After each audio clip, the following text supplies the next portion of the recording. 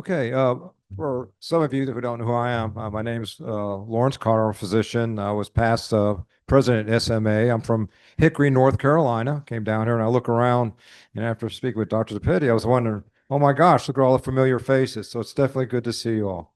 Well, I'm going to be introducing our next speaker. Her name is Dr. Sonia Malhotra. And the neat thing about it is I just found out she was chief today. And again, she's the chief of palliative medicine and supportive care services at Tulane. So I think we all should give her a nice warm welcome to Dr. Mahalta. And she's going to present it. Yes. I actually saw her slide deck, so they're very colorful. I think you'll be very entertained. So the key thing is it's going to be talking about leading with compassion. Yes, compassion. You have to remember that. Evidence-based strategy for pain and palliative care. So, right. Thank you so much. How's everyone doing today? It's cold in this room, which is good. It'll keep you all awake. If that doesn't keep you awake, my slide deck will, for sure, because it is quite colorful.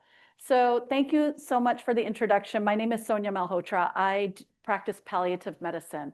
Now, how many of you walked in here thinking, oh my gosh, why is a palliative medicine doctor presenting pain? No? Okay, that's good. Did you all think I was the dying doctor? Because that is often a misconception. We'll talk a little bit about that. So I am an adult and pediatric palliative medicine physician. I did my training at Tulane in med peds, and then went to the University of Pittsburgh to do a dual fellowship in adult and pediatric palliative medicine. So a lot of what I'm going to talk about will overlap with what Dr. Prasad also spoke about, because palliative medicine doctors, we do similar things now to many other doctors, including addiction specialists. Our communities are growing, our patients are moving further upstream, and so we do have overlapping patient populations. And so I have no financial disclosures to give, unfortunately. I wish I did, but I don't. So today I'm going to do a few things. I'm going to discuss the use of opioids, including methadone, in cancer-related pain and other unique populations, focusing on sickle cell, because I know that Dr. Prasad alluded to that in her presentation. I'm going to speak a little bit more about that. And then I'm going to identify treatments and communication strategies used for chronic and multimodal pain management. How many of you manage pain, either on an outpatient or inpatient basis? Okay. Acute pain? Okay. Chronic pain? Teetering the line kind of pain, acute on chronic. Yeah. So I think most of us have those patient populations that are teetering, and certainly in palliative medicine, it's no different. So how many of you have worked with a palliative medicine team? Wonderful. Yay. How many of you have used opioids for your patients or prescribed them? Great. So some of this is going to be a review for you all. And yet my hope is, if you haven't received formalized education around equianalgesia, that I am able to provide that today. And then how many of you knew which opioid to choose and how much to dose it at when you first started prescribing opioids? Oh, I see a little, shaking of the hand. The interesting thing is, and I'm going to say y'all a lot because I'm from right down the road here in New Orleans. Many of us are given an institution, actually all of us, when we start training, are given an institutional DEA to prescribe opioids. Our residents, interns, fellows often do not know how to prescribe it. So part of my education today is giving you practical strategies, a practical framework that you can also guide your trainees on how to prescribe opioids when they are first starting out. So I'm going to put this cartoon up there. This is one of my first slides. And I love to put this slide up there because this is how I felt 10 years ago when I came back to New Orleans. And you can only imagine, I'm an adult and pediatric palliative medicine clinician. I walked up onto the pediatric floors and the nurses got very, very scared and wondered which child was dying. And through 10 years of education in this area and building of palliative medicine programs, I'm on my 4th hospital-based palliative medicine program currently. I've really flipped the switch where I'm not the Grim Reaper coming for every dying patient on the floor. In fact, I just rounded prior to coming here and saw so many patients that are upstream palliative care. They're sick. They're very, very sick, seriously ill, and yet they're not dying right away. And so that's why I'm here to talk about pain management, because I do a lot of that in my practice. And so I always like to start any presentation that I give talking about what is palliative medicine. And so I subscribe to what is called the Center to Advance Palliative Care, which defines palliative medicine as the care of anyone living, and notice I said living, not dying, from a serious illness. So we are truly the care of people living with serious illness. And so you may wonder, well, what do I do? Because I'm not an oncologist, I'm not a rheumatologist, I'm not a pulmonologist, I am an internist, a pediatrician, and I do palliative medicine for adults and kids. The three major tenets for seriously ill patients that we take care of is number one, pain and symptom management. And imagine any symptoms that affect the quality of life, those are patients' symptoms that we are caring for. So things like constipation, nausea, anxiety and depression. I'm not a psychiatrist. I happen to be married to a psychiatrist, so I always have a curbside consult. And yet I help to manage symptoms that affect the quality of life for seriously ill patients. The second part of what I do is communication around serious illness, talking to people about their goals of care, talking to them about their advanced care planning. The third piece of this is supporting patients and families through really tough times.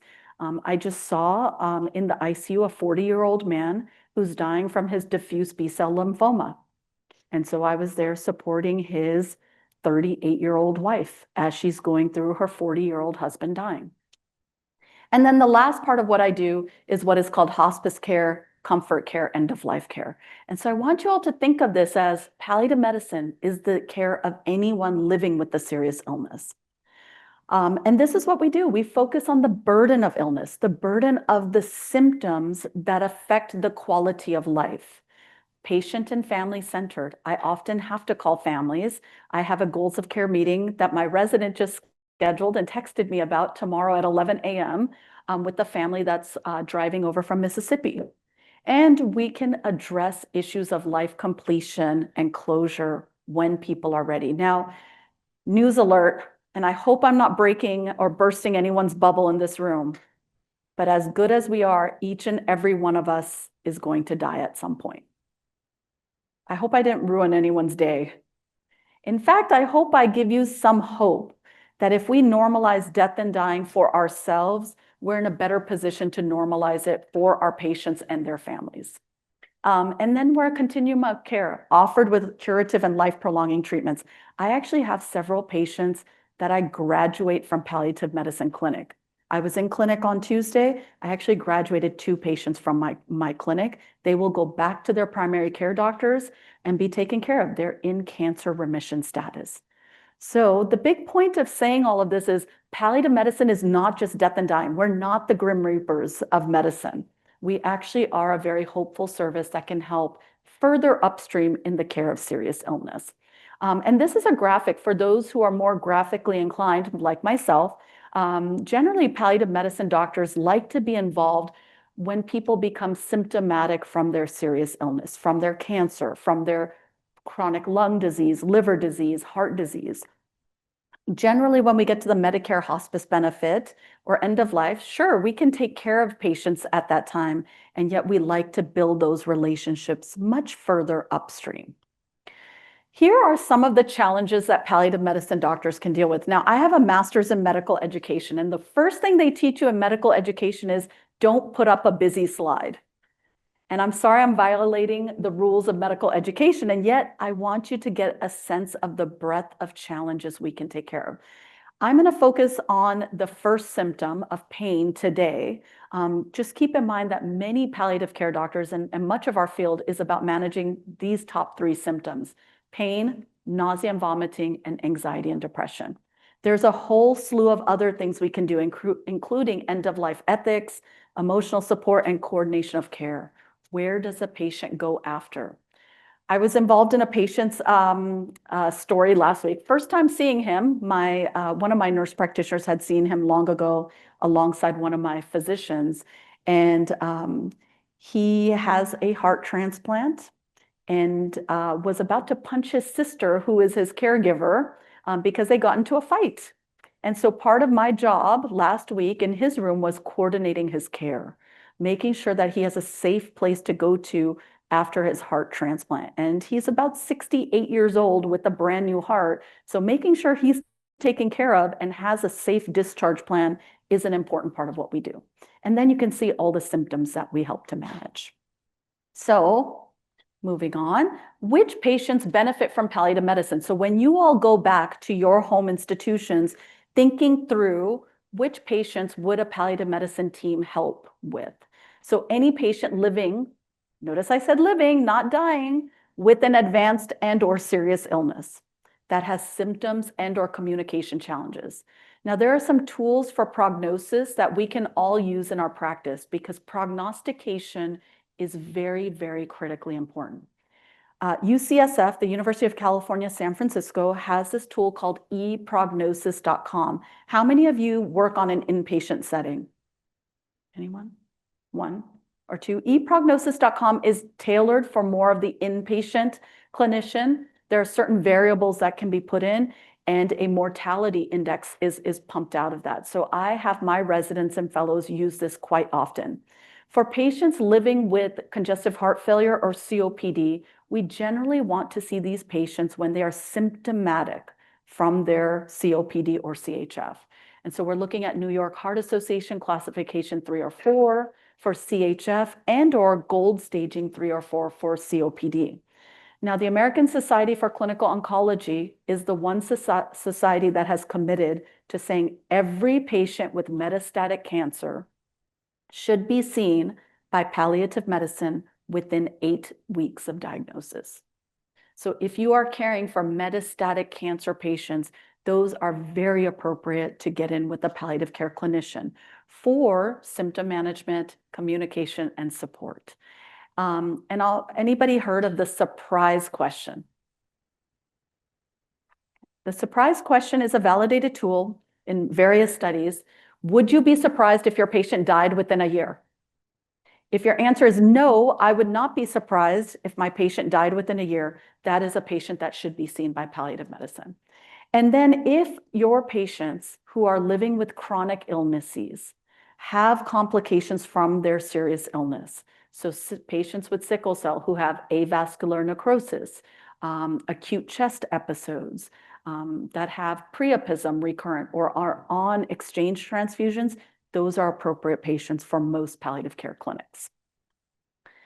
Moving right along, I'm going to move into my objective 1 because I always like to describe palliative medicine and then talking about what we do best, which is pain management. And so my first objective is to speak about the use of opioids in cancer-related pain.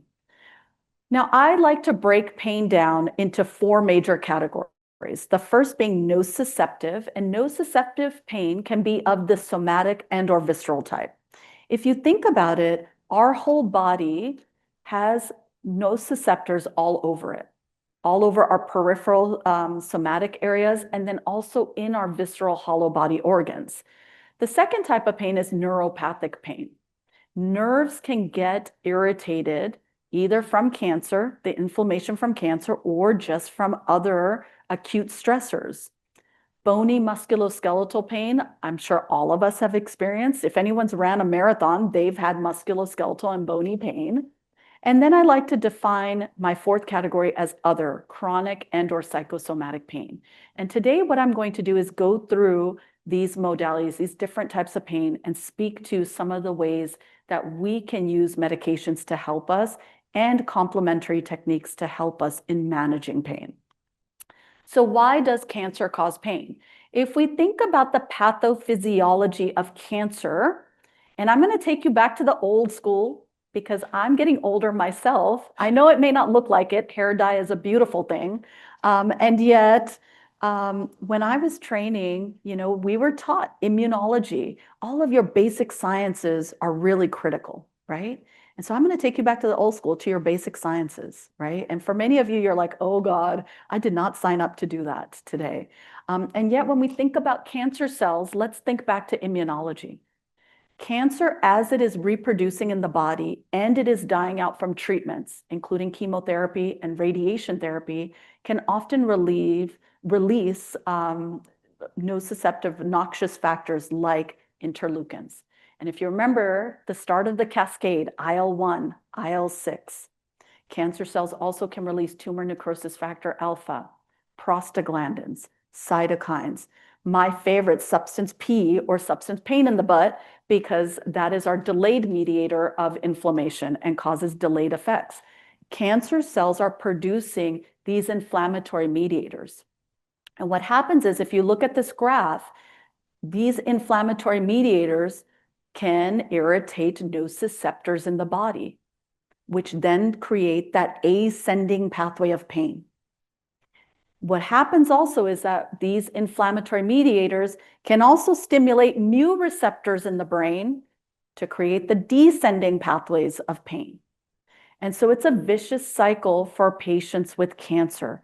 As they release inflammation in the body, which happens through treatment and or through the cancer getting worse, these inflammatory mediators are circulating in the body. Okay? When we think about that, and these are the main culprits, and substance P, I'm not talking about nausea today, but substance P is very important for oncologists to manage, in the treatment of nausea. It's not just semantics. You're never going to hear me say narcotics. Why would you think I wouldn't say narcotics? Why am I saying opioids? What's that? Other medicines can make people sleep. There are other things to be considered narcotic. Sure. Other medicines can make people sleep. Anybody watch Law and Order SVU or any Law and Order? Right? All those cop shows always give such a negative connotation to narcs, right? The person got arrested for their narcs, right? So opioids is the correct medical term for these controlled pain substances. In fact, narcotics carry a legal and negative implication. These two studies out of my alma mater, University of Pittsburgh, and the VA in Pittsburgh, actually found that when clinicians use narcotics, their patients who actually needed opioids were unwilling to take them. And so we have to use destigmatizing language, especially for patients who need these medications to be better, okay? And so it's just semantics. I'm gonna get on my high horse just a little bit, if it's okay. Please, as a palliative care doctor, don't use the words withdrawal of care. Withdrawal of care, do we ever stop caring for our patients even when they're dying? Absolutely not. In fact, I would say that caring for dying people probably takes more care than your 15-minute clinic visit, right? Want is a very powerful word. I want to win the Mega Millions. I think it's at 880 million right now. I want to win that. And yet the reality is I probably won't. So instead of saying want, giving your medical recommendations is really important. DNR is simply if the heart stops, if the lungs stop, we will keep a person comfortable rather than thumping on their chest, shocking them, putting breathing tubes in. It doesn't mean that that dictates all of their care. So you still continue antibiotics or nutrition unless you've had conversations around that. I already talked about narcotics. We should call them pain medicines or opioids. And then do I have any med psych people in the room? Internal medicine, psychiatry? My psychiatrist husband loves when I say this. Competency is a legal term. Capacity is a medical term. And all of us as doctors in this room can determine patients' capacity. Don't give that to your psychiatrist. They'll hate you because they have enough to do, right? And I think Dr. Prasad, if she were here, she would agree with me on that. So let's go to the next slide. So why do opioids help cancer-related pain? If we think about the pathophysiology of inflammation, inflammatory mediators are sitting on nociceptors to transmit the ascending pathways of pain, and inflammatory mediators are sitting on the mu receptors in the brain to help in stimulating those descending pathways of pain.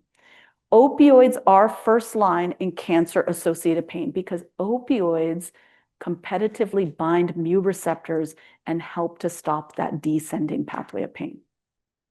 And this is important to know because we need to normalize use of opioids when patients have active cancer. So for surgeons often will use opioids in post-operative pain, and the pathophysiology is very similar. You have inflammatory mediators from cutting tissue. The difference is that for surgeons, we anticipate that post-operative pain will improve somewhere between the 48 to 72-hour range. And so opioids should be used for a very time-limited period. For OB-GYNs, we ask them not to prescribe more than 7 days of opioids after a woman has a C-section, because by that time, post-operative acute pain should be better. And we expect that inflammation to improve. However, in cancer, it doesn't. So opioids are not equianalgesic. How many of you have seen an equianalgesic table? How many of you use equianalgesia calculators? Online calculators. Okay, one person. So we're going to go through this today. So this is what is called an equianalgesia table. Opioids are not created equal. However, we can make them equal if we do certain conversions. And I promise this is confusing for me. I'm not a very good math person. I am certainly not the tutor for my kids in math because I suck at it, frankly. And yet we're going to break this down into a much more simpler version. I will say one thing. There are many equianalgesic tables out there. The one that I use is based on a majority of pharmacology textbooks that I have explored. So what this equianalgesia table shows us is that 1 milligram of IV Dilaudid does not equal 1 milligram of IV morphine. I'm going to try to use this pointer up here if it's working. Every opioid can be related to oral morphine. Okay. When we look at equianalgesic opioids to morphine, there's none, right? Oral morphine is the gold standard. Every other opioid is more potent than oral morphine. Now, how many of y'all come from institutions or cities or locations where morphine is feared? I think in New Orleans, communities fear morphine, and yet it's probably the least potent. In fact, when we look at this, 1 milligram of IV Dilaudid, if we compare it to 1 milligram of IV morphine, it's not the same. If we take 10 divided by 1.5, that actually equals 6.67 milligrams.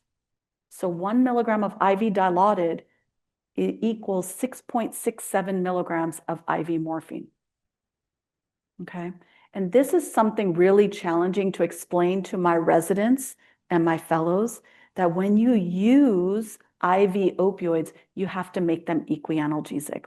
I'm going to break this down even simpler. I have another chart, so let's go through that. Generally, I have sheets.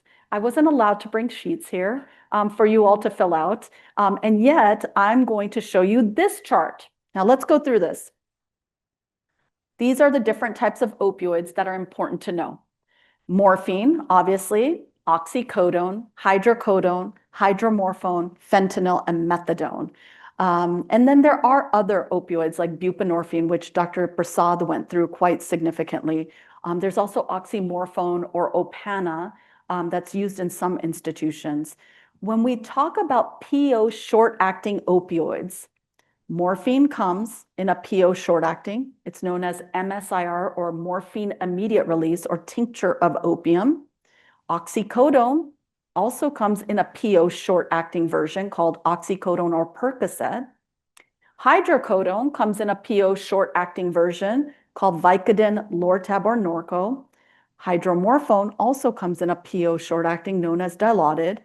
When we think about these, and oxymorphone does as well, I'm sorry, which is called Opana IR. All short-acting PO opioids have an onset of 30 to 45 minutes, and they last in the system for 3 to 4 hours.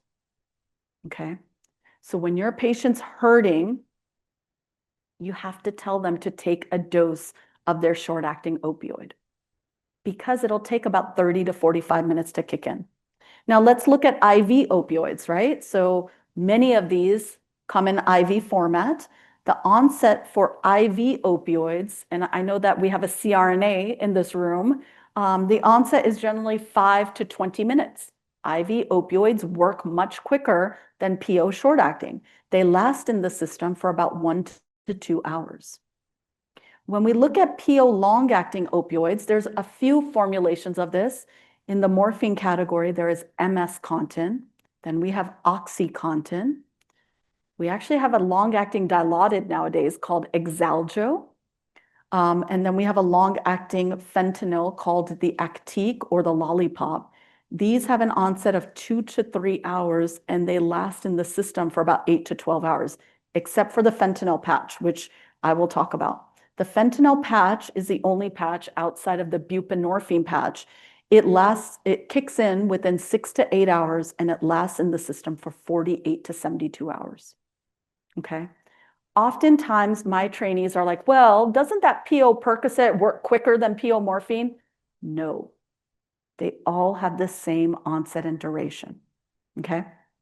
When we compare opioids to one another, the gold standard that we are comparing every opioid to is oral morphine. And so we have to think about this. Is this more potent or the same potency as oral morphine? And looking at this chart, you can see that all of the opioids up here are more potent than oral morphine. In fact, when we look at IV morphine, it is 3 times more potent.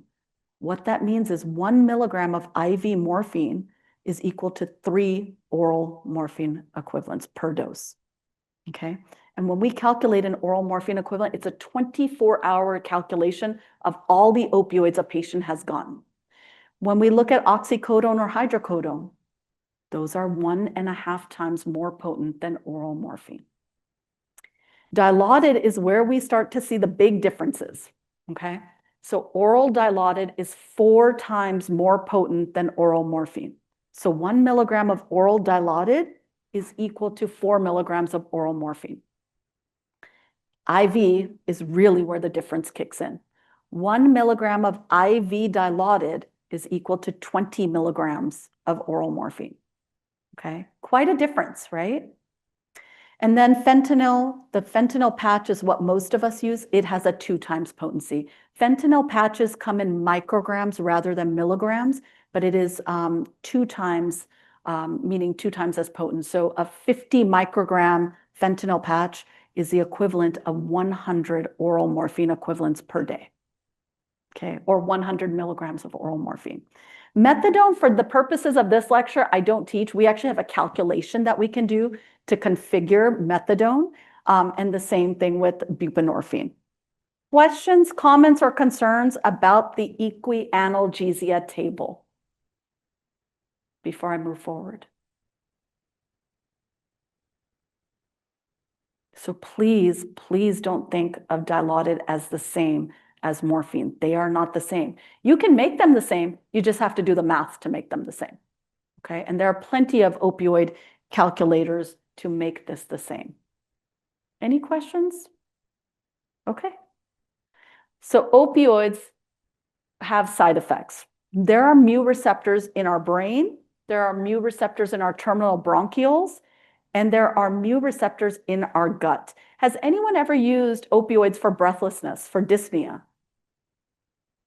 Yeah, there's a role because we have mu receptors in the terminal bronchioles. So for patients with advanced CHF or COPD that have breathlessness, often we will trial opioids to see if that helps with some of their breathing. Not only does it have a central effect, it also has that terminal bronchial effect. So mu receptors, because of their location, the #1 side effect for opioids is constipation. So any and all of your patients who are on opioids need to be on a bowel regimen. It can be whatever. It can be Senecot, it can be Miralax, it can be lactulose. Please don't use Colace. Why would I say not to use Colace? Does anybody use Colace as a bowel regimen? Yes, I know some of you all are laughing. So did anybody remember from the 1980s, and you know, that's my decade, best music ever, Salt and Pepper? Did anybody listen to Salt and Pepper? Remember their big song, You Gotta push it real good, right? Colace mushes it, it doesn't push it, right? And so when you're on opioids, you don't need just to mush the poop, you got to actually push it. So that's why we advise against using Colace, using a laxative that actually pushes it, like Senokot, like Miralax, like lactulose. Constipation is the number one side effect of opioids. Pruritus, urticaria can also develop, nausea and vomiting, sedation, and meiosis. Now, the two side effects that are not dose dependent are constipation and meiosis. If it's going to happen, it's going to happen, right? It's not based on the dose. However, the others are. When people get used to their opioids, generally the itching, the nausea and vomiting, and the sedation will get better. Now, how many of you were thinking respiratory depression is a side effect of opioids? It's okay, be honest. Nobody's looking. Nobody's going to even remember at the end of this lecture if you said yes. So all patients need a bowel regimen. Respiratory depression, however, is not a side effect of opioids. Respiratory depression is a side effect of all of us not knowing how to dose opioids properly.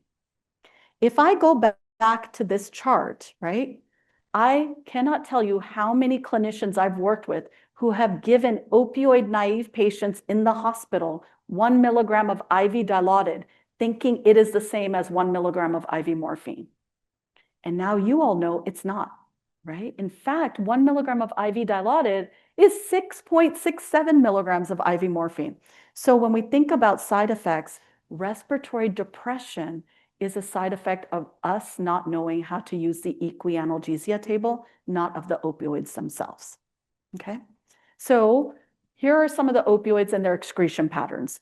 Morphine is not safe in renal failure. And for those who are doing MOC questions, like I have to do for internal medicine, this question sometimes pops up of, you know, byproducts of morphine. This M3G is highly renally excreted. If your kidneys are not working, it stacks up in the system and causes sedation and potentially respiratory depression.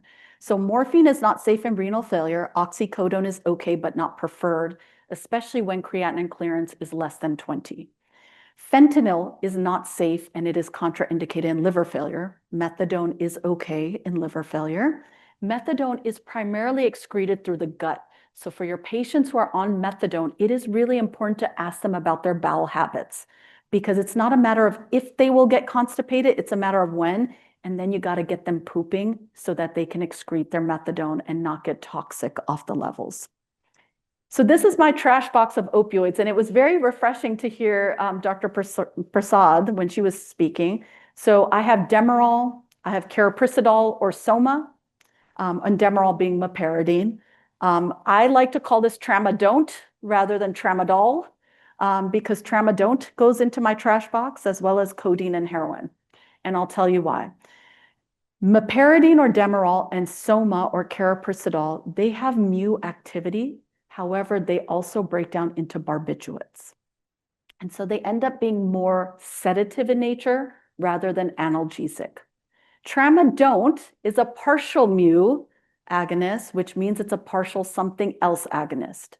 And tramadol works on norepinephrine and serotonin receptors. It can lower the seizure threshold. It can cause serotonin syndrome.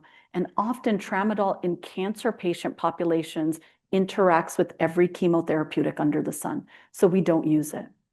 Now, codeine, in pediatrics, we hate codeine because codeine metabolizes straight into morphine. And so kids, especially that have very good liver and kidneys, can become very toxic off of codeine. And then one of my smart aleck medical students was like, well, Dr. Malhotra, doesn't heroin go into your trash box? Yes, heroin goes into the trash box of opioids. It is not a very stable compound. It has to be injected. And even when injected, it's not a very stable analgesic friendly compound. The ceiling effect. So some opioids have a ceiling, and after that ceiling, they don't provide any better analgesia, even if you dose them more frequently. Tramadol or tramadont is one of those. If you dose it any more frequently than every 6 hours, you get no better analgesic effect. This is the same thing with acetaminophen or Tylenol. You may get an antipyretic effect. You will not get, an effect for pain.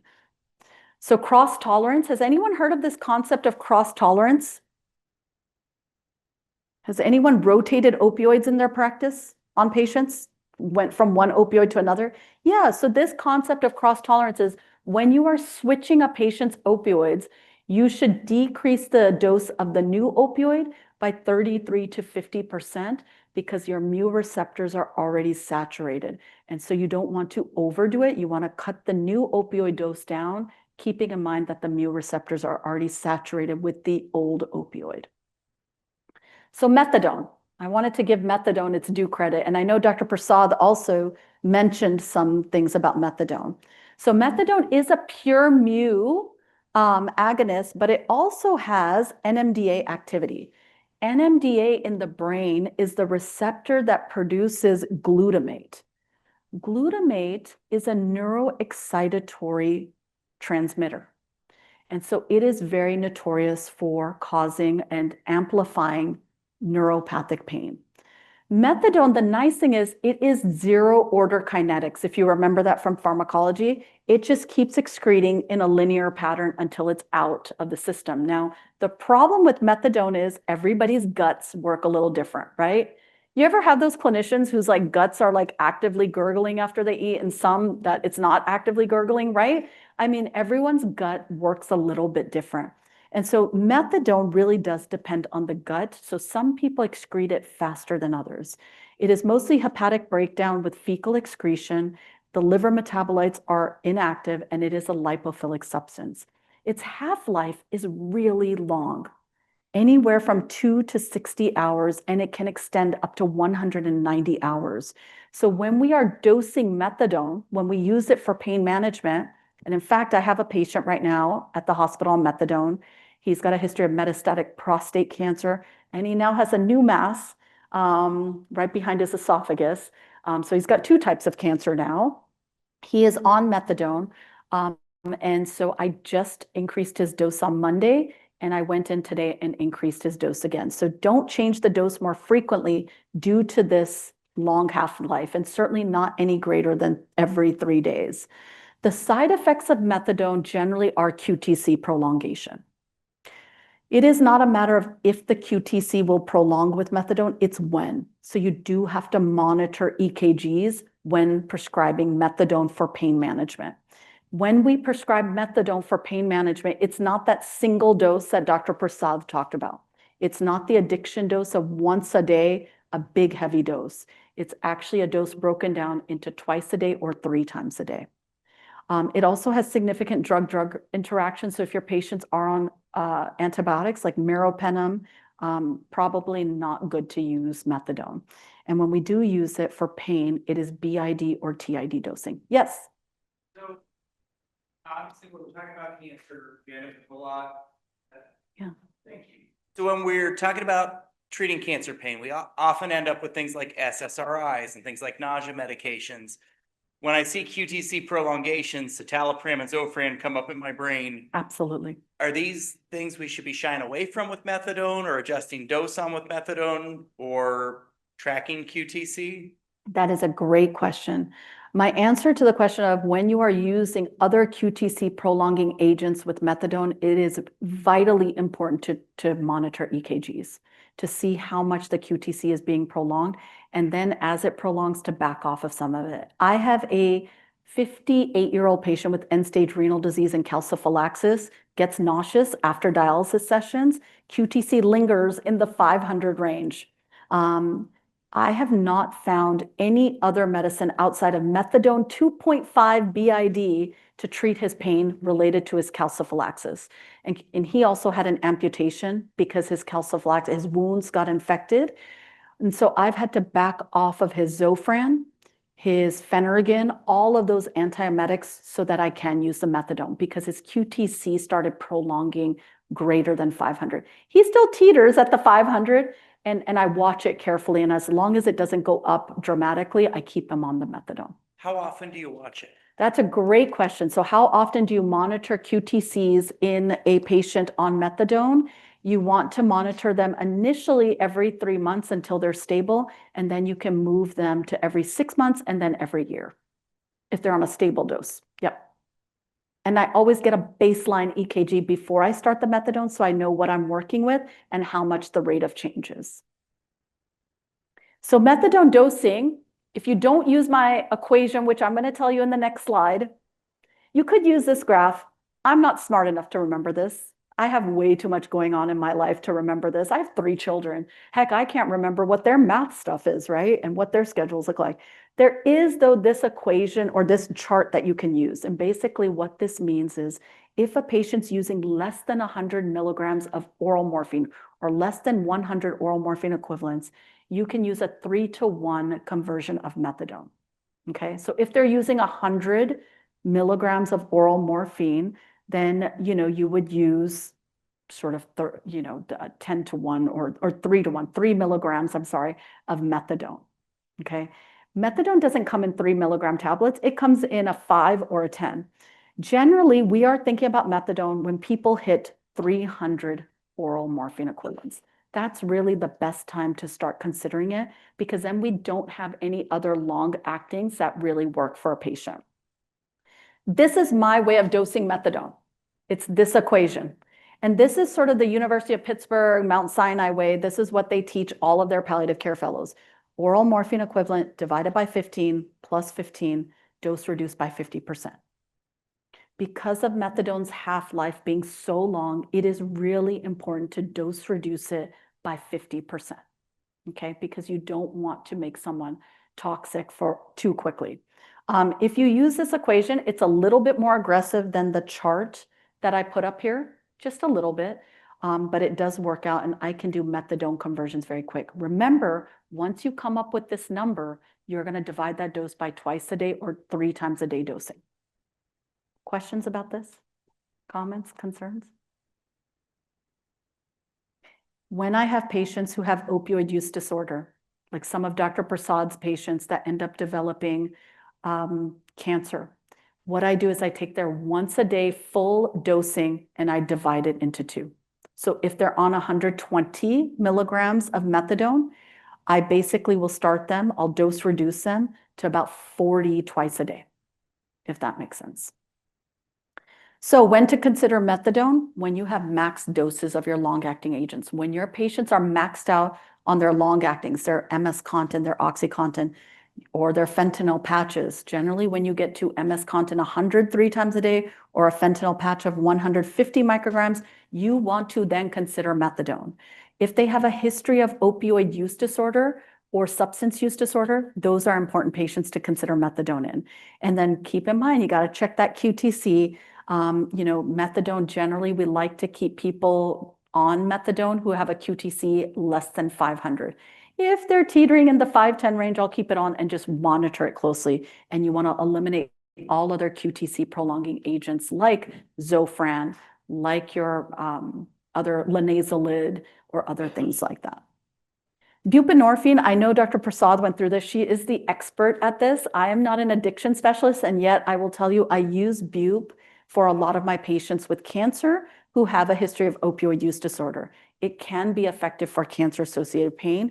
The challenge becomes is when you're using pure mu agonists like oxycodone or oral dilaudid, you really shouldn't use more than 50 oral morphine equivalents of the pure mu agonists because buprenorphine, especially if you're using Suboxone, comes with naloxone.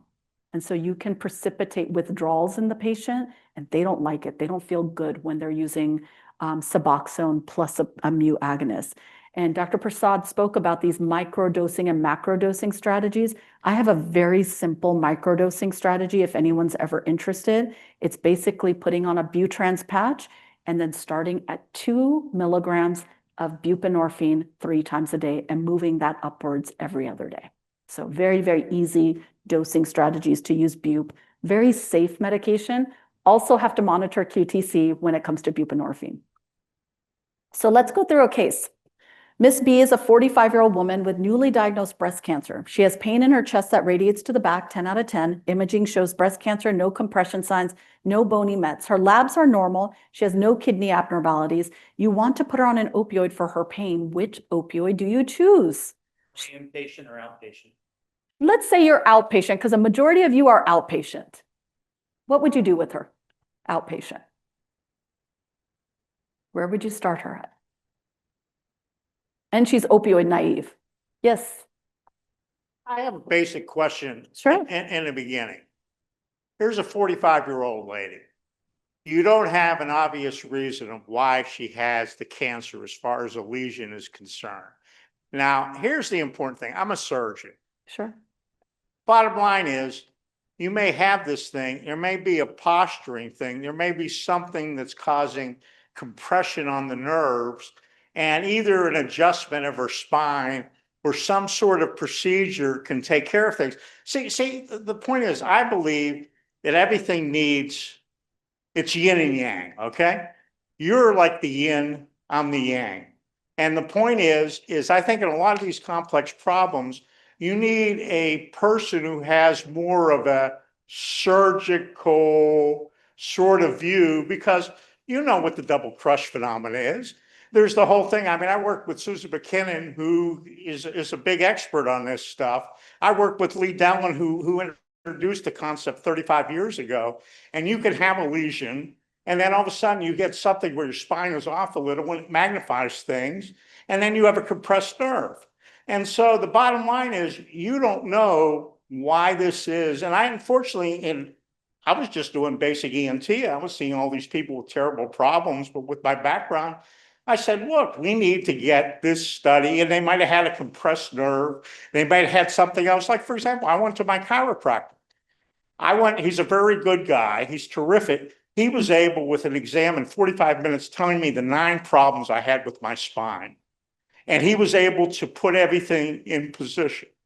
Now, if I had gone to somebody else, they'd give me some damn pills and I'm running around. Whereas it was a simple thing of just, you need the inside out. And that's the whole thing I'm concerned. That's why this meeting I'm impressed with, because when I came last year, I like the fact it has groups of things.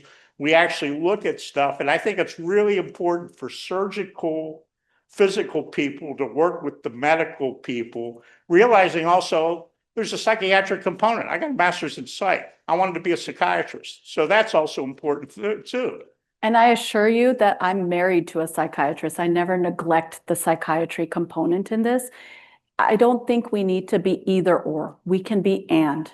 So it's not that you are not going to have this patient evaluated for other things, for a block, for neurolysis if she gets recurrent blocks.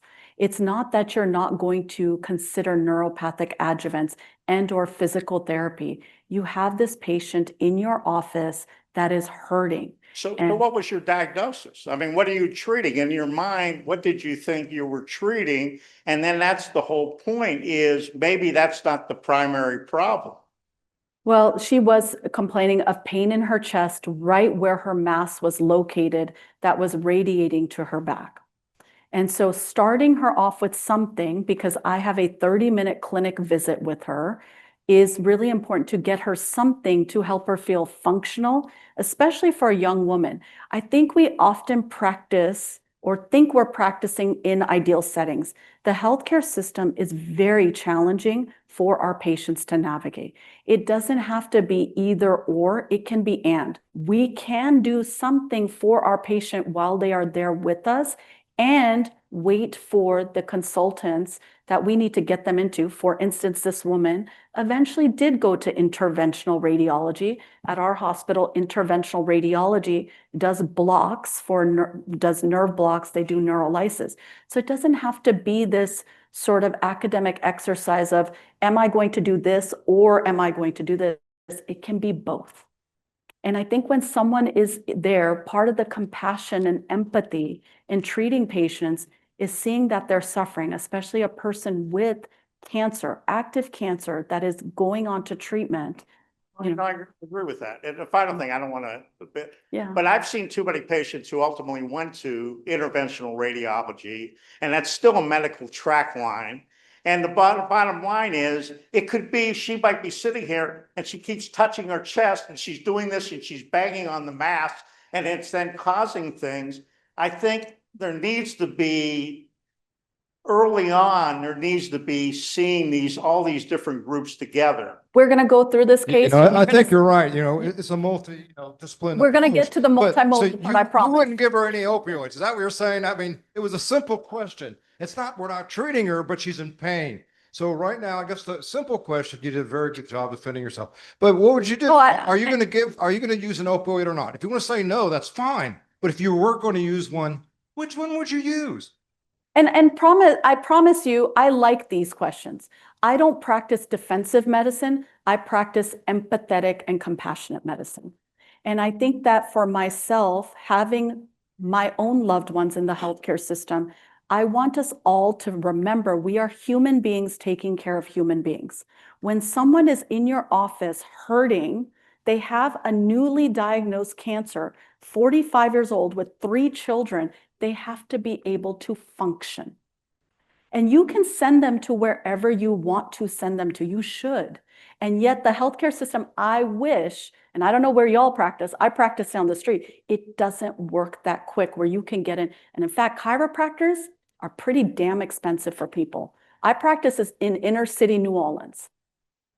There ain't nobody that can afford a chiropractor in inner city New Orleans. I don't know, do you all have work in places where they can afford chiropractors or where insurance is covering chiropractors? They,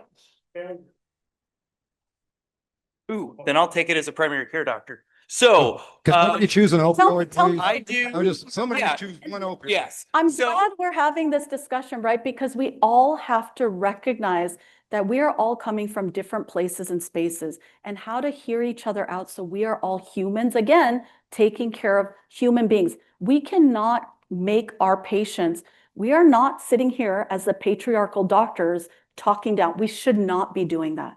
In fact, medicine has to be patient-centric. How do we help the people we have committed to serve? I get it, there's an opioid epidemic. I'm going to talk about that. How do we reasonably get people off of these medications as well? Because that's something that nobody's talking about. So Yes. as a family practice doctor who also treats substance abuse disorder and performs acupuncture in his office and does ultrasound guided injections for pain, I feel uniquely positioned to answer this. So yes, I do multiple modality. We might do battlefield acupuncture in the office that day to help some. Yes. Now, if this were a test question, my answer is which opioid would I choose?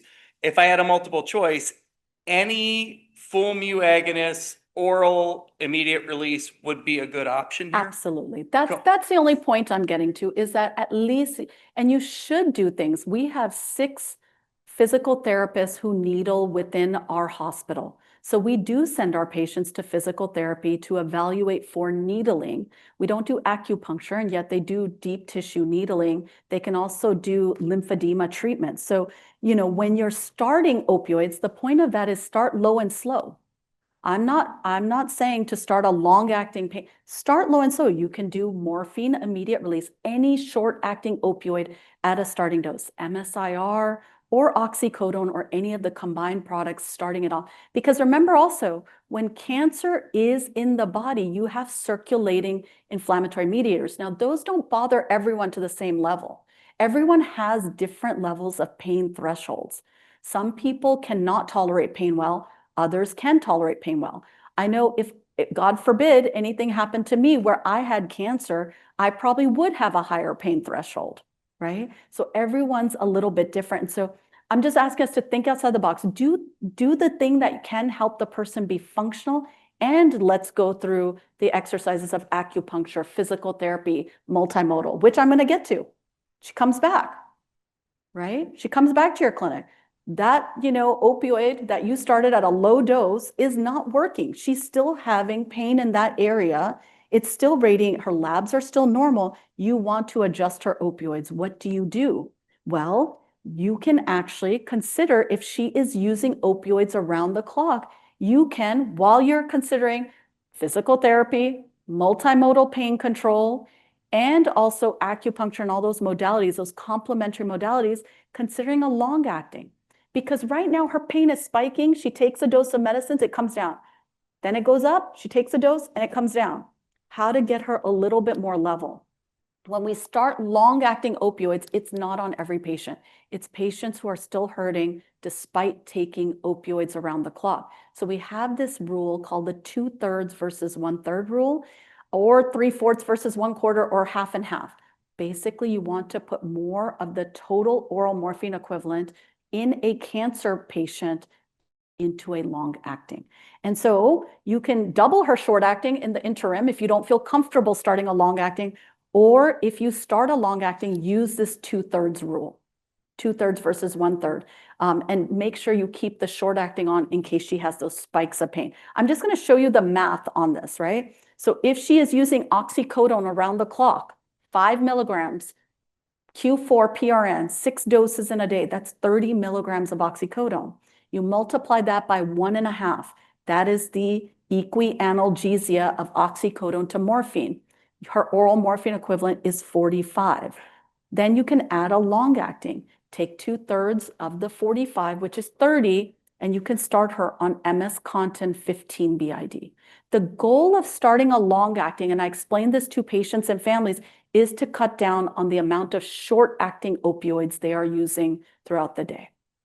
You had a question? Yes. I do, and not to be a contrarian.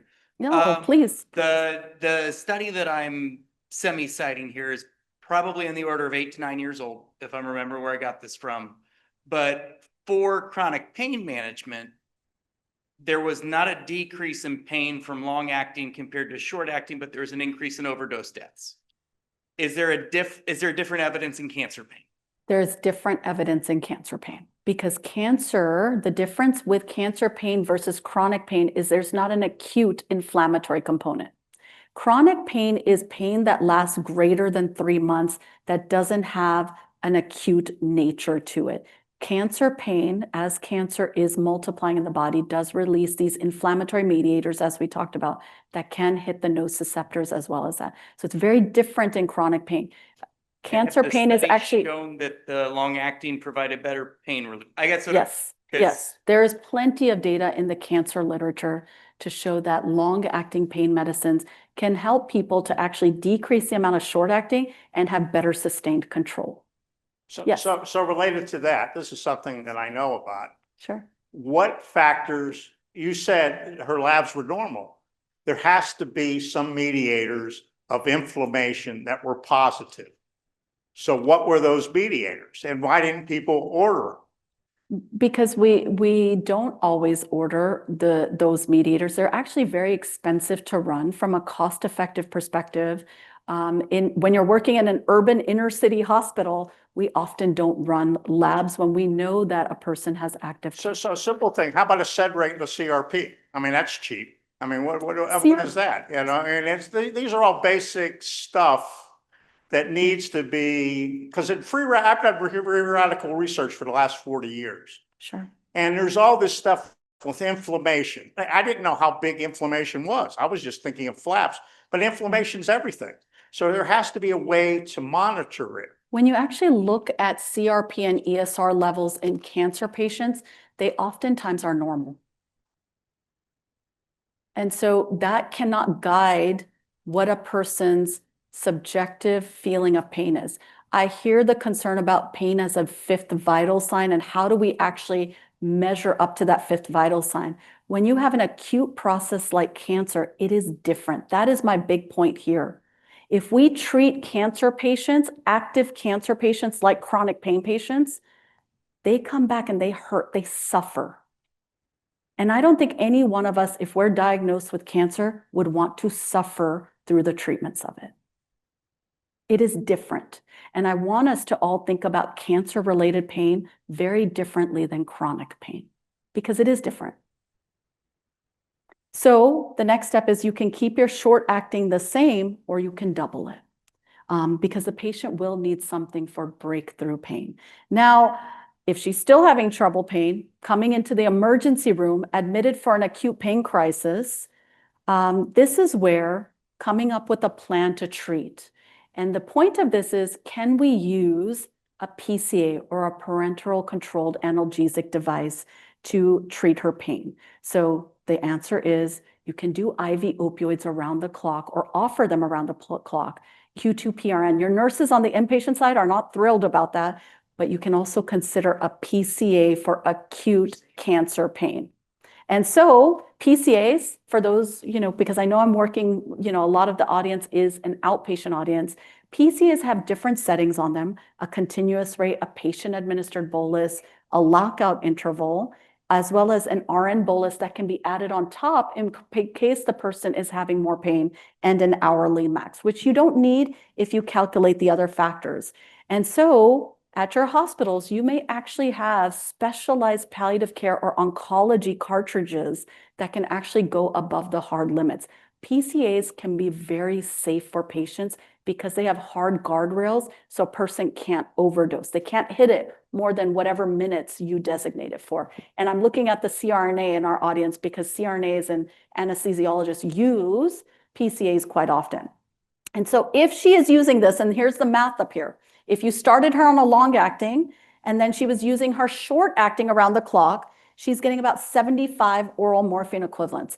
When we think about acute pain that requires ER and or admission, we generally will double what they are using at home and put it into a PCA so it's safe.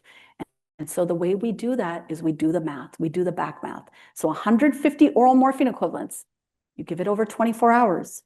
That gives you this much oral morphine.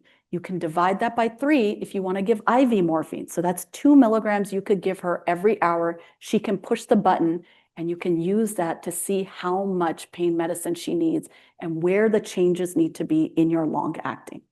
Does that make sense to everyone? Okay. If she's comfortable after you start a PCA, you can then recalculate her needs into a long acting and a short acting. These slides will be available to you so you can go through the math. And I would encourage you, practice the math because it works. The other things about acute pain management, because many of your cancer patients may get admitted for acute pain, is you should calculate their oral morphine equivalents and consider a PCA if they require admission, transitioning them to orals when possible, and not forgetting their adjuvant agents. Okay. Here's a methadone example for you all that I used with that equation. I had a patient who was on MS-Contin 100 3 times a day with oxycodone 30 Q8. He also was on gabapentin 800 3 times a day, Elavil 25. His QTC was normal. He went through physical therapy, didn't really help his osteosarcoma. Did try to do some needlings. A lot of physical therapists who do needling are uncomfortable with doing it around the cancer site. So they'll often try to find a location that they can sort of, take care of pain in a different way. This patient, when we did his methadone dosing, we did the same equation, oral morphine equivalent divided by 15 plus 15 divided by 2. He just died a month ago. And died comfortably. I had calculated an oral morphine equivalent of 435. And when I put this into the equation, I got 10 milligrams twice a day of methadone. And that's what I had him on. Yes. In addition to changing the opioid, on a patient like this who's 800 TID of gabapentin, do you ever think about switching to pregabalin for better We sometimes do. We sometimes do. And so pregabalin is presynaptic on the calcium chloride channel. Sometimes that can have effect. He had been on pregabalin before and did not find that it worked for him. The other problem with pregabalin, we'll talk about the neuropathic adjuvants. Many insurances will not cover Lyrica. And it is a real pain in the butt to get it approved. But he had tried pregabalin in the past, and I think was on 225 twice a day, which is pretty max dose. It's actually beyond the max dosing, and it didn't work for him. So unique populations to consider when managing pain, dying patients. Not every dying patient has to be on a continuous infusion of morphine. In fact, when people are dying, they need bolus doses. So using Q15 minutes as needed bolus doses for immediate release. When you need to start a continuous infusion, that means the patient is using multiple bolus doses. Remember, as needed doses work a lot quicker in dying populations.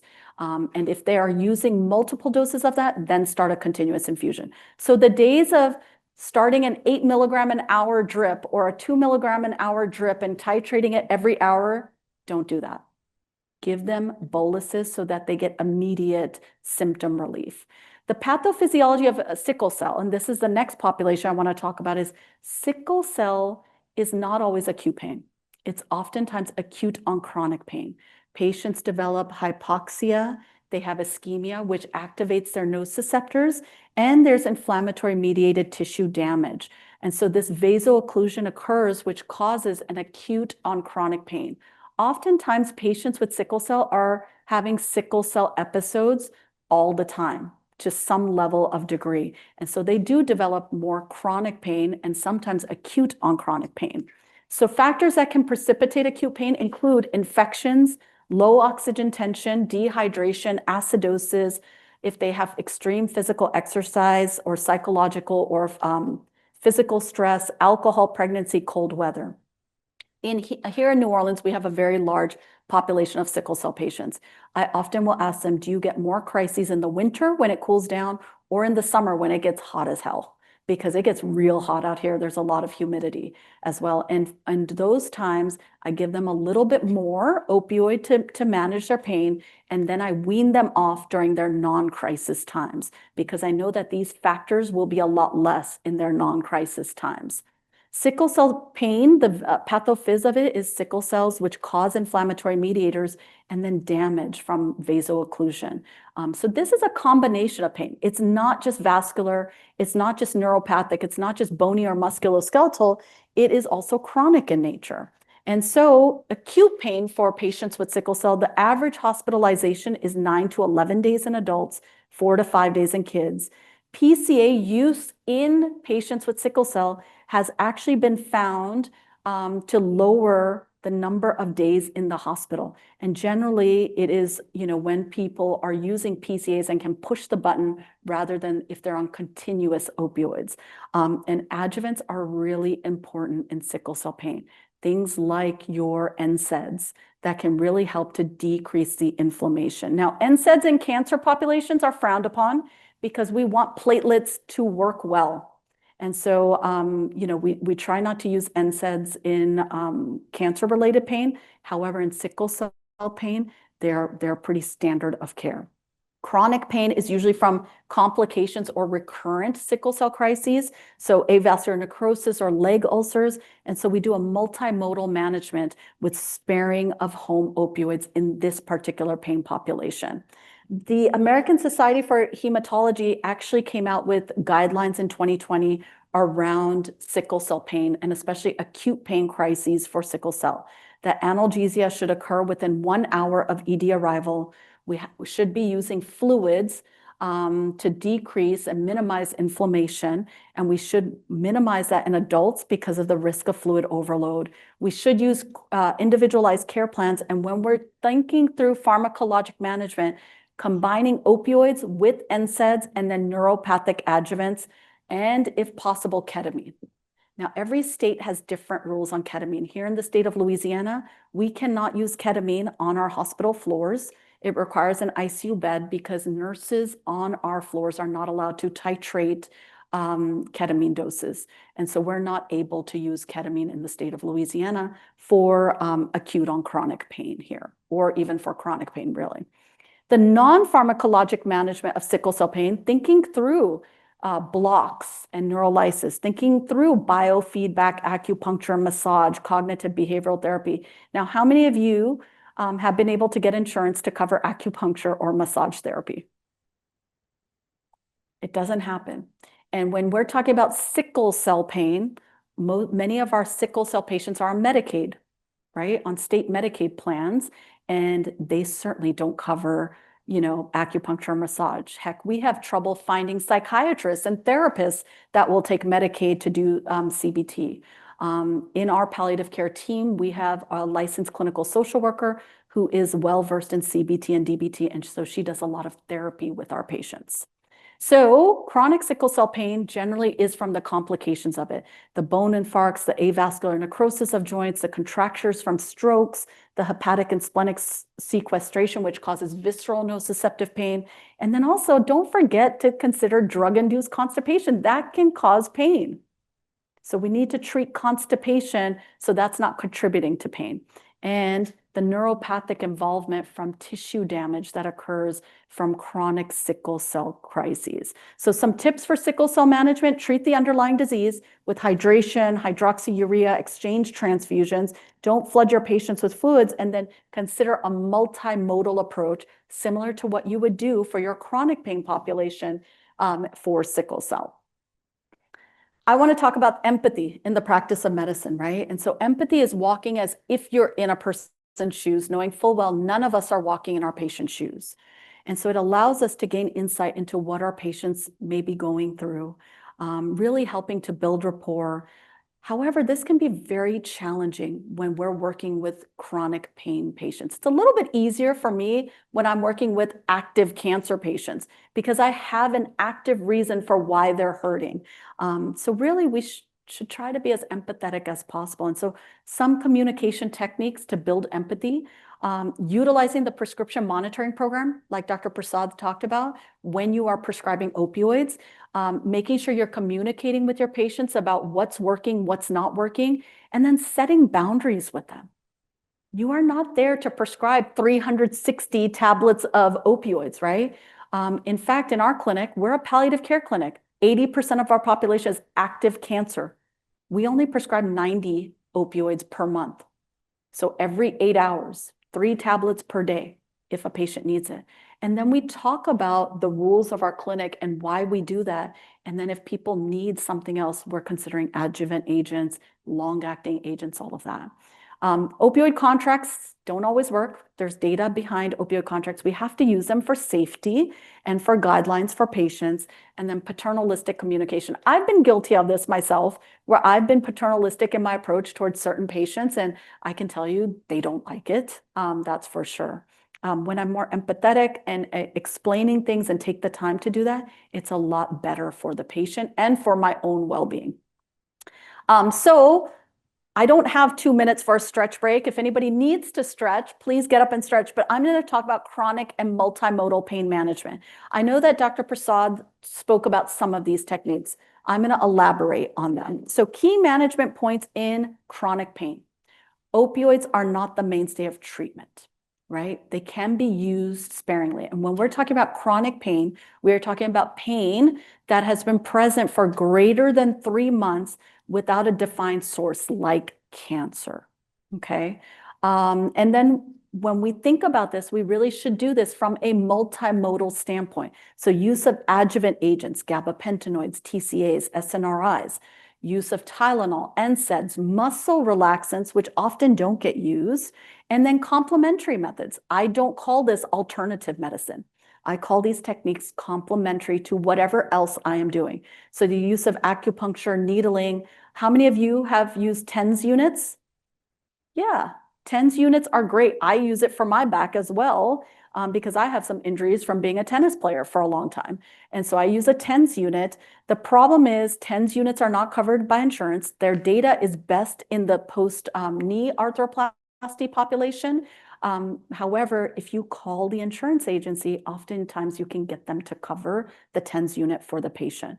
TENS units are electrodes that are placed on certain muscular regions that deliver an electric shock, resetting the neuropathic response of the pain. And so it can help in musculoskeletal, bony, and neuropathic pain. And then use of physical therapy. Many of your physical therapists are trained in needling approaches. And don't forget mental health. The challenge is finding psychiatrists, finding therapists to attend to our patients is really difficult. And I'll tell you, CBT is cognitive behavioral therapy, reframing things. Many of us are actually moving more towards DBT, which is dialectical behavioral therapy, where we meet people where they're at.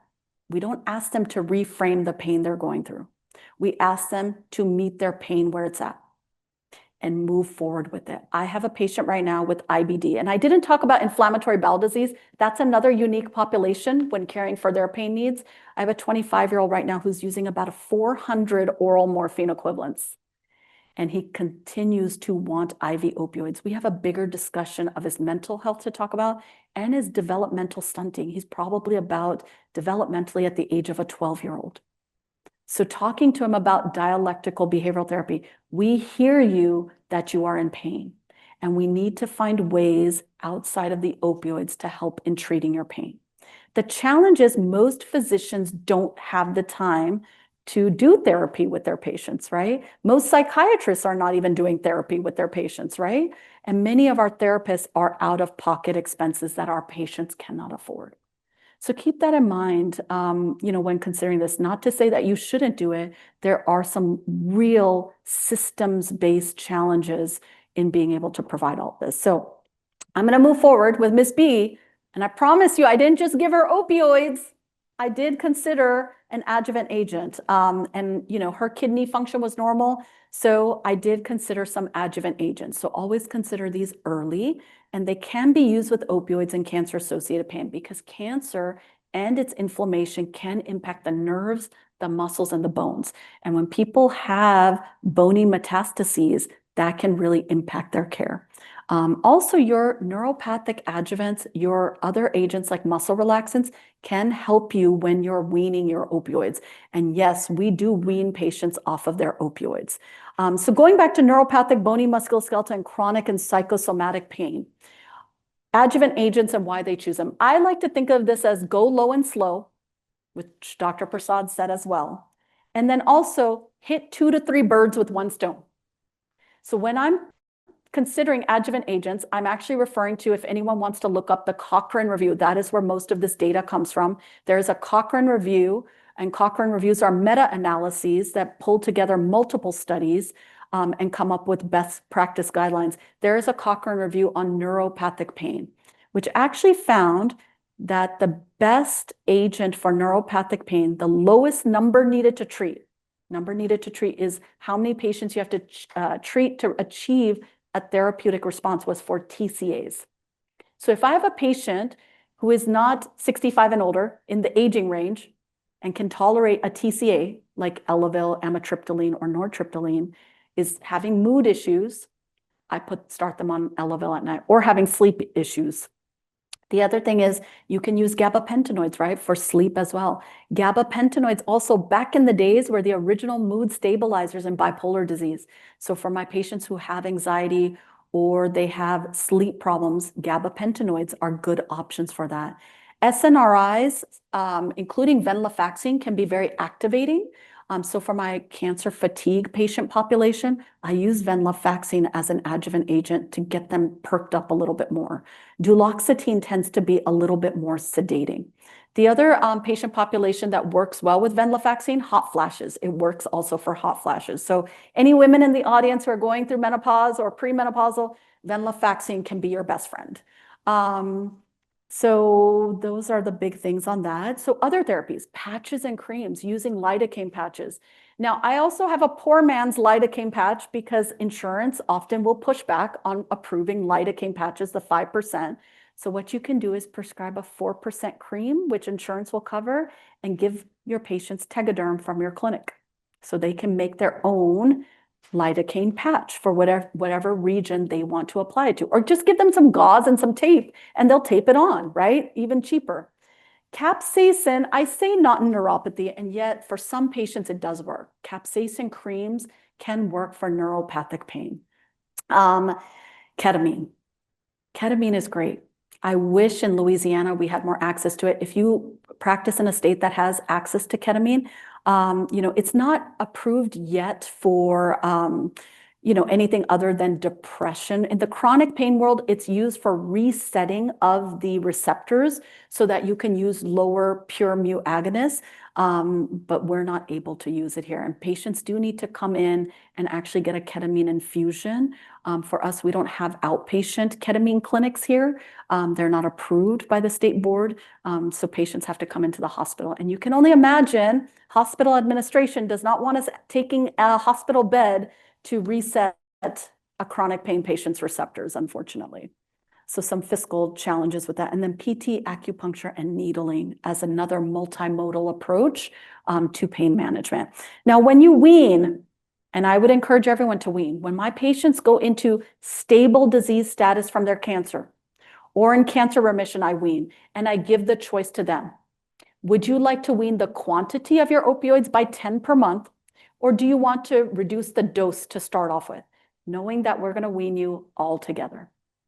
Most patients with cancer, we can wean them off of opioids completely. There is the small population that has really bad neuropathic pain, like our multiple myeloma patients that need like 15 tablets a month. They use them very sort of sparingly. And that's okay. We work with our PCPs to make sure they feel comfortable. But the eventual goal is we are weaning opioids to a minimum because opioids are probably not good. Well, they're not good. I'm not going to say they're probably not good. They are not good long-term. They do cause cognitive damage and cognitive remodeling. And I explain that to patients. This is what I'm trying to avoid. And so I want to wean your opioids. Journavax. This is a medicine that Dr. Prasad brought up, the suzetrigine.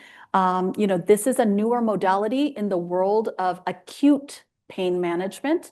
It has been studied. It targets the VIP36 and CB1 receptors. So essentially, it's working on sodium channels, similar to how TCAs work. There is a big study out there right now on suzetrigine that looked at patients post-abdominoplasty and post-bunion removal. Yes, you heard me right. Abdominoplasty and bunion removal.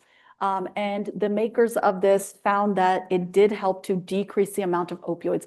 I will encourage you all to read the study. I was not impressed. That is my opinion on it. I think that we still need a lot more work done on Journavax to see if it works in the acute pain population and which populations it'll work on. And certainly there is no data yet to suggest it for chronic pain use. The other thing is it is very expensive, $15 per tablet and not insurance approved.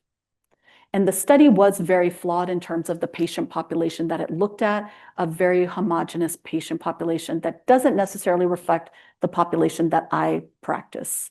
And then virtual reality. So it's interesting to watch aging patients wearing those virtual reality glasses, and yet virtual reality is another modality being studied for more chronic pain, for neural reprocessing and distraction.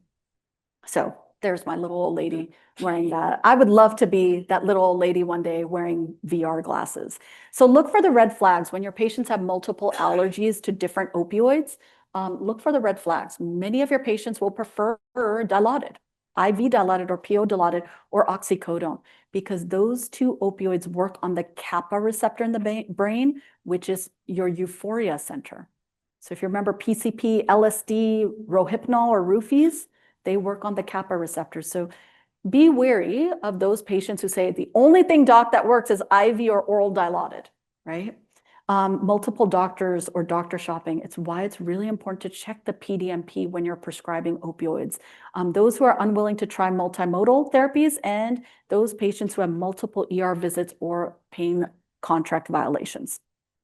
This is what the prescription database program looks like when you look at it on your state. And you can check another states as well. I believe there's 30 some odd states on the PDMP. How often should it be checked? Each and every time a new script is written. So even for refills, we check the PDMP each and every time. Ethical issues in chronic pain management, the access to chronic pain doctors is really poor. And in fact, in Louisiana Medicaid does not pay for chronic pain management. So our patients can't even get into chronic pain doctors. It's why you all working in the outpatient setting often are the first line for patients with chronic pain. We don't have a medical model. There's a scheduling bias. There's often bias because of the opioid epidemic about treating patients with chronic pain.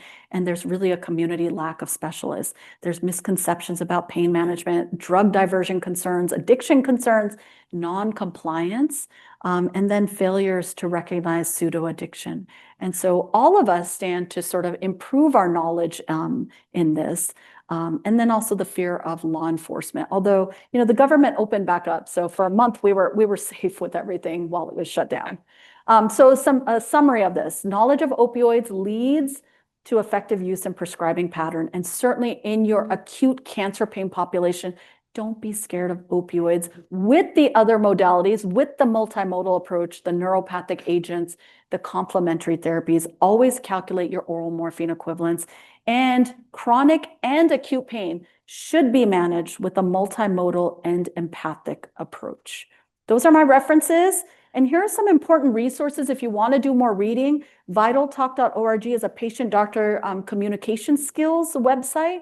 It has videos on how to empathically communicate with patients. The HAPC virtualdidactics.com, I'm actually one of the faculty on that. We have monthly free lectures with CME included on different topics within palliative care.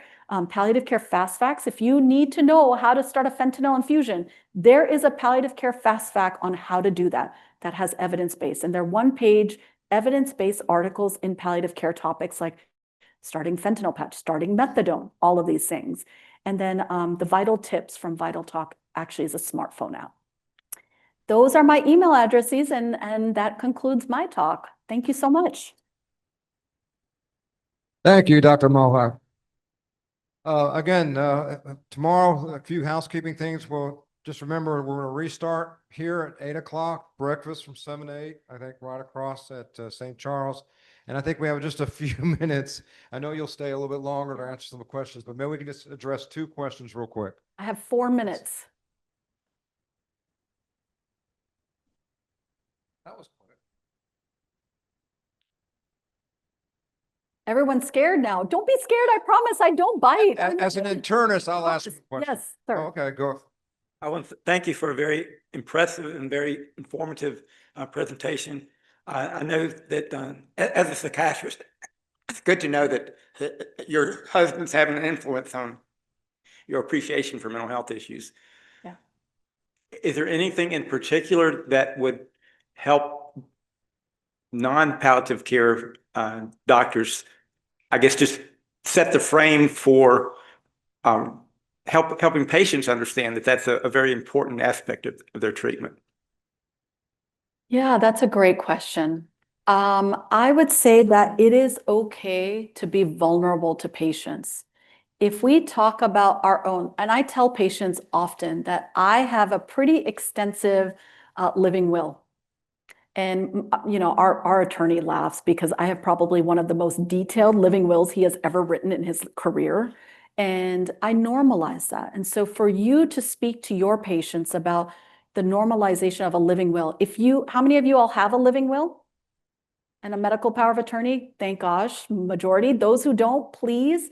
And I have to tell this to my residents who are young and they're like, well, why do I need one? And I'm like, we work at a level 1 trauma center. Trauma doesn't differentiate whether you're old or young. It can happen to anyone. And so I think normalizing some of these things, using statements, being empathic, like I'm worried, or I'm wishing for this, or I'm hoping, being able to normalize that, either when talking about palliative care, end of life challenges, or about responsible pain management. I wish I could prescribe you 360 tablets of opioids. I can't. I have to be careful with my license. And I use this phrase a lot with my patients. I have worked really hard to get this medical license, and I can't lose it over one patient because then my thousands of patients will suffer. So I think if we show some vulnerability, our patients can and will respond better. And if we normalize things, and I promise you, I am not this hokey pokey, toxically positive person. I come with a very healthy dose of realism. I grew up in a really tough neighborhood in Southern California. And so I am not this like toxically positive, everything's gone well in my life. I grew up from rough roots, and I normalize that for my patients who live in inner city New Orleans. I don't know everything you're going through, and yet I have some semblance. I have some knowledge of what that life is like, and I want you to do better. And I know you can do better because I did better. So normalizing it, being vulnerable to patients, we have to be humans taking care of humans. I hope that. What passion, what an advocate. You can always get them to join SMA because this is videotaped and they could watch it. I mean, I think it was an outstanding presentation. One more question? Yes? I'll ask mine. Movantic, I don't know. I guess it's something that I use. You know, it's expensive, but why don't they make combination medicine? Because it works for opioid-induced constipation.